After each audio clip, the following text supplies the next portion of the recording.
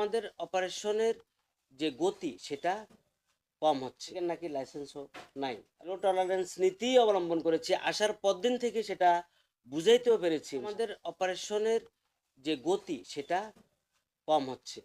ওটা যদি আমরা চালু করতে পারি, আমরা ওটা মন্ত্রণালয় লিখছে এবং মন্ত্রণালয় আমাদেরকে মানে সচিব স্যার বলছেন যে এই এটা ঠিক করে দিবেন, খুব সহসাই এই বছরের মধ্যে ঠিক করে দিবেন। আমাদের কাছে আপডেট আছে যে এটা হবে ইনশাল্লাহ। হলে পরে তখন অপারেশনের গতিটা আরও বাড়বে।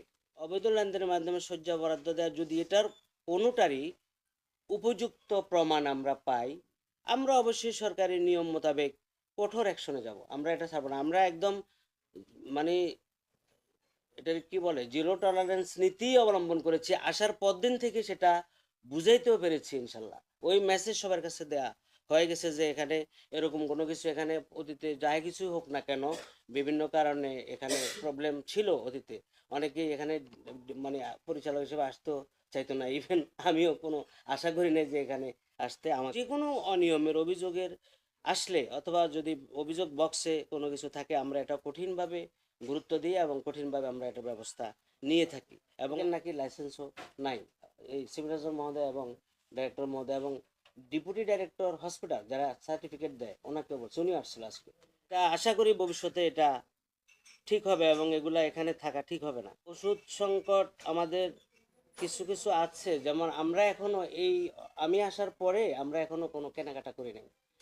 আগের যে কেনাকাটা ছিল ওগুলা দিয়ে আমরা চালাচ্ছি। সংকট আছে কারণ আমাদের যে চাহিদা বা হসপিটালের সাইজ ভলিউম সেই হিসাবে 1350 বেডের বাজেট আমরা পাই কেমন, কিন্তু আমাদের রুগী থাকে 1900 থেকে 2000-এর মধ্যে। এই জন্য কিছু সংকট হয়। তারপরে আমরা এবার একদম ক্রাশ প্রোগ্রাম নিয়েছি, যে জিনিসগুলো অত্যন্ত প্রয়োজন সেগুলো যাতে এনশিওর করা যায়।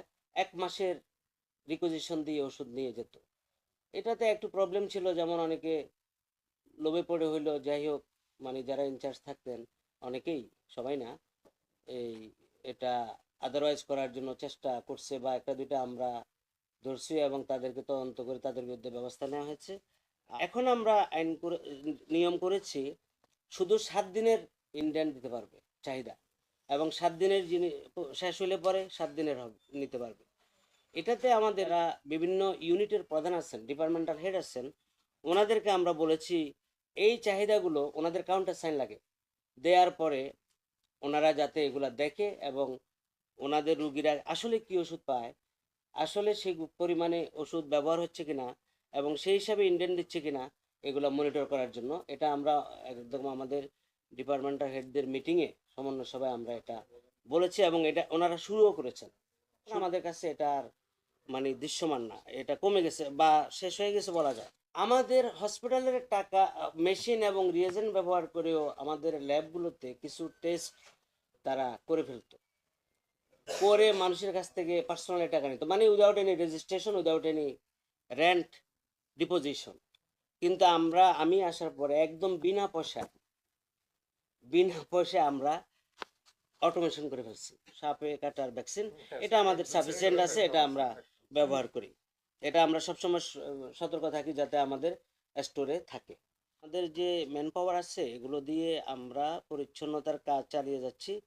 এবার আবার 80 জনের একটা ক্লিনার এবং ওয়ার্ড বয়ের একটা এই অনুমোদন পাওয়া গেছে এবং আমরা ওটা যদি দিতে পারি তাহলে আমাদের এটা আল্লাহর রহমতে ওভারকাম হয়ে যাবে। অভিযোগ দেওয়ার জন্য দুটো অভিযোগ বাক্স স্থাপন করেছি এবং সেখানে অভিযোগ আসলে আমরা প্রতি সপ্তাহে এটা দেখি এবং এটা ব্যবস্থা নিই। অভিযোগ করাই উচিত এবং অভিযোগ থাকাই উচিত। অভিযোগ মানুষের করার সুযোগ থাকা উচিত এবং না হয় আমরা অনেক সময় জানবো না যে অনেক কিছু ঘটে যাচ্ছে, আমরা জানি না, এই জন্য অভিযোগ বক্স আমরা স্থাপন করেছি। এরকম আমাদের কাছে কোনো কিছু প্রমাণিতভাবে আসে নাই। আমরা বরং আমরা ওভার রুগী ভর্তি দিই, যেহেতু 1350 বেডের হসপিটাল, তাহলে আমাদের আমরা রুগী যে 1900 থেকে 2000-এর মধ্যে রাখি, হ্যাঁ, একবারে কম হলেও 1800 হয়। যখন কম হয়, শীতকালে একটু রুগী কম হয়।